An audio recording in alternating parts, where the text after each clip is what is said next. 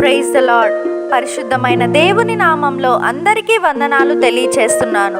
ఈ అమూల్యమైన దినము కొరకు ప్రభు అయిన దేవుడు పరిశుద్ధ గ్రంథంలో నుండి మన కొరకు ఇచ్చిన వాగ్దానం అపోస్తులుడైన పౌలు హెబ్రీయులకు రాసిన పత్రిక 13వ అధ్యాయం 20-21 వచనాలు. గొర్రెల గొప్ప కాపరి అయిన యేసు అను మన ప్రభువును నిత్యమైన నిబంధన సంబంధమగు రక్తమును బట్టి మృతులలో నుండి లేపిన సమాధానకర్తయగు దేవుడు యేసుక్రీస్తు ద్వారా తన దృష్టికి అనుకూలమైన దానిని మనలో జరిగించుచు ప్రతి మంచి విషయములలోనూ తన చిత్త ప్రకారం చేయుటకు మిమ్మును సిద్ధపరచునుగాక. యేసుక్రీస్తుకు యుగ యుగములకు మహిమ కలుగునుగాక. Amen. Verse of the day, Hebrews chapter 13 verse 20 and 21.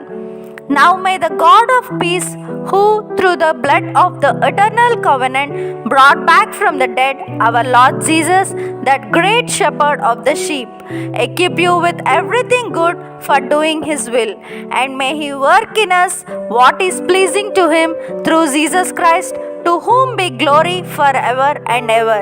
Amen. ప్రభు యొక్క కృపా సమాధానాలు మీకు మీ కుటుంబానికి ఎల్లప్పుడూ తోడైండును గాక. ఈ వాగ్దానం విన్న మీ అందరికీ ప్రియమైన యేసు నామంలో శుభములు తెలియచేస్తున్నాను.